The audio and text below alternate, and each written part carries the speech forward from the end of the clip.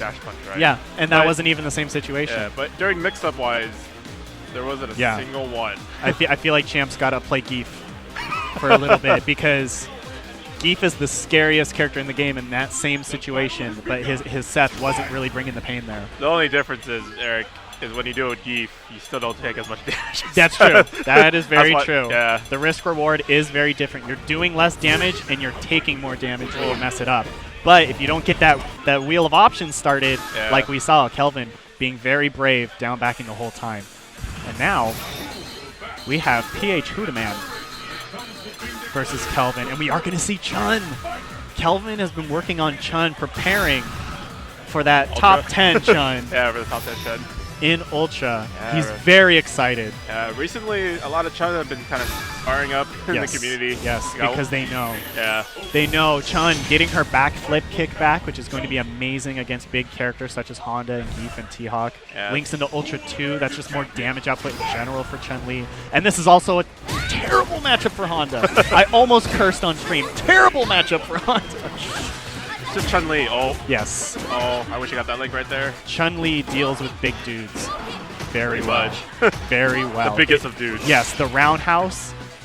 I mean, it's a little less about the roundhouse in this matchup. It's more about the fact that she has a fireball. Because a fireball, she doesn't have to like stay on the roundhouse the entire time. Yes. She has standing medium punch. Well, it's also the sweep. Oh yeah. Because when Chun's fighting against Geef, the far roundhouse hits so far that that's a really good option. In this situation, since Honda's so much shorter, the far roundhouse isn't as effective. Right. Revert more to the sweep. Oh, look at that anti-air sweep right there. Yes, it trip guards amazingly. It's because the hitbox is far off the ground, right? Yeah, for that sweep. Trip guards very well. And Honda, it's all about jump-ins for Honda, and that's really tough. Yeah. When you jump-ins, like headbutts, like Yes. readable ones. It's very read-based. It's less to do with reactions. Yep. Because we're dealing with a Kokoken and not an actual fireball. Yeah. Charge fireballs tend to have a lot less recovery than your standard Shoto fireballs. And this is overhead. This is... I really thought there for a second. I was like, I killed him. Fireball's so small I can't Fireball, see it. yeah. Off screen. And this is just looking like an amazing choice from Kelvin because he hasn't been able to pull it out with Makoto in the past. Hoodaman very strong. I like seeing this from Kelvin too, because it's like we're watching a style that, switched away from Makoto. Yes. A completely different style. We're seeing the style that he was developing in vanilla. Yeah. Like, it's been a long time since he's been playing Chun-Li. And that's one of the reasons he's so thrilled that she's going to be a really great character in Ultra again. Yeah. That corner? Oh my goodness. That anti-air. And Hoodaman going toe-to-toe this round. Yeah. I like how this isn't just a wash. That neutral jump roundhouse. My question is, Eric, what do you think Hoodaman should do differently after watching him the previous round and this round?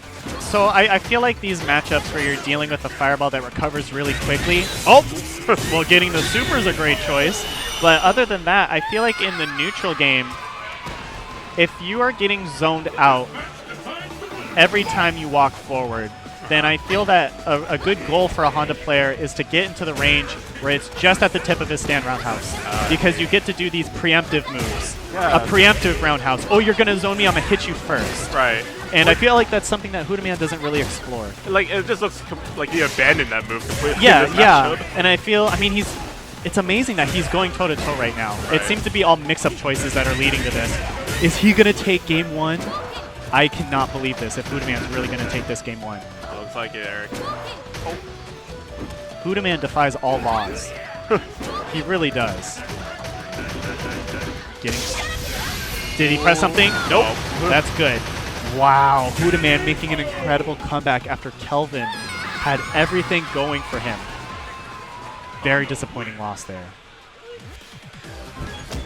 They say? So it seems like, wow, Hoodaman really muscled his way in because he certainly didn't do what I said. They're just like, forget it. I'm just gonna Yeah, I stop mean, it. he just...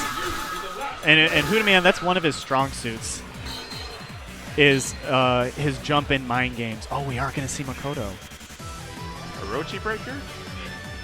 Orochi Breaker is for axe kicks because they're all at least -2. Yeah, and Honda's So grab is. basically, yeah, and an Ultra 2 Oh no, being, don't pick Hakan. being able to punish -1 moves. No, he shouldn't be going for Hakan. Hakan's a player he's been experimenting with, but I really think if he doesn't stick with Chun, he really just doesn't want to play Makoto. He feels that his Chun's not ready and that his Makoto can't do it.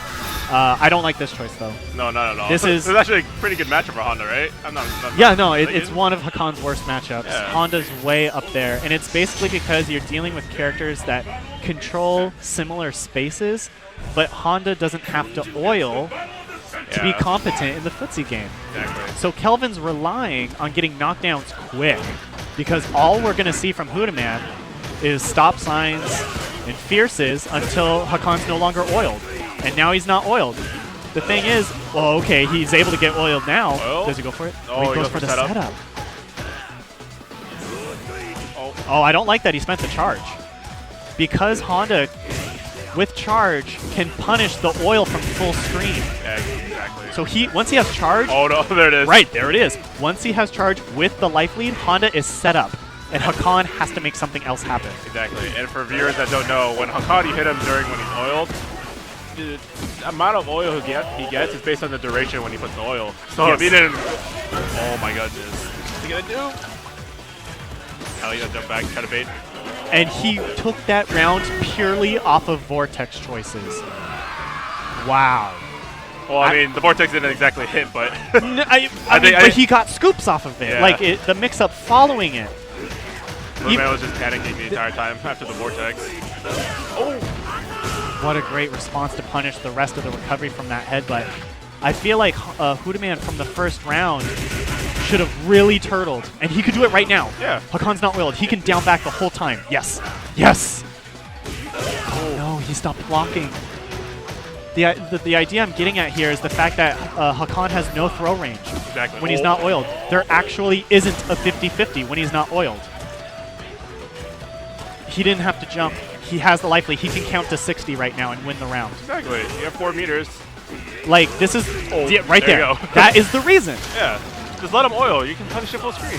No. And even if Hakan gets close to you, if he's not oiled, he still can't throw you. Yeah. It's not the same range as when he is oiled. Like with Geef, I down back and I just jab whenever he enters jab range. Exactly. I'm not actually worried about anything.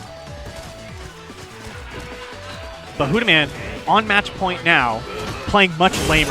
Right. Playing much more appropriately in that matchup. I feel he's doing the things he's supposed to do. Yes, exactly. He's used to the choice now. Yep. Hakan always surprises someone for an amount of time. Yep.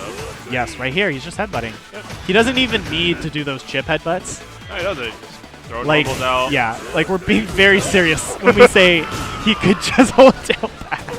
Oh no. Whoa, he wasn't mashing anything to get out of that. If you're getting blown up by that setup, mash quick, low normals. Yep. It just works. Oh, No range. That's what I'm saying, guys. Yes, gets the roundhouse. Great play from Hoodaman. I would have really liked to see Kelvin stay with Chun-Li. He did show that he knew the matchup. It just wasn't where he wanted it. Yeah, he did. And I feel like, yeah, there was just kind of nerves after Hoodaman made that amazing comeback in the first game. Yeah.